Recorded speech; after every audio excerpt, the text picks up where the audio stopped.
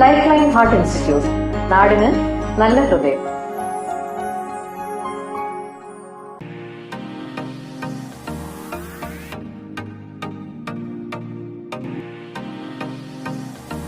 സഭയുടെ വിശ്വാസം അനുസരിച്ച് അനീത ഞായർ ആചരിക്കുന്നത് മരിച്ചുപോയ വിശ്വാസികളുടെ ഓർമ്മ പുതുക്കിയാണ്.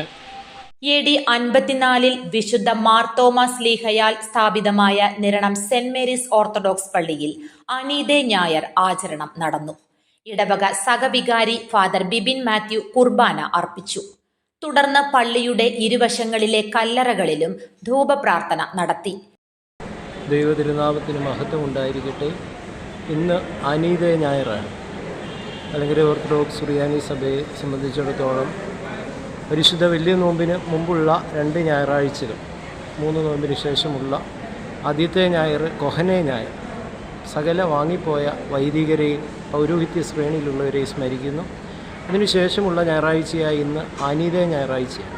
നമ്മളെ വിശ്വാസത്തിൽ വഴി നടത്തിയ പൂർവികരെ ദൈവസന്നിധിയിലേക്ക് യാത്രയായി തീർന്നിരിക്കുന്ന അവർക്ക് വേണ്ടി പ്രാർത്ഥിക്കുകയും അവരെ പ്രത്യേകാൽ ഓർക്കുന്ന പുണ്യദിനമാകുന്നു അനീത ഞായർ.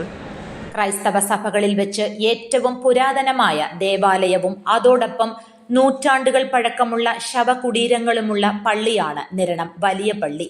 100 കണക്കിന് വിശ്വാസികളാണ് തങ്ങളുടെ പൂർവികരെ കബറടക്കിയിരിക്കുന്ന ശവകുടീരത്തിന് മുന്നിൽ ജ്വലിക്കുന്ന മെഴുകുതിരികളുമായി പ്രാർത്ഥനാ നിർഭരമായി നിന്നത്.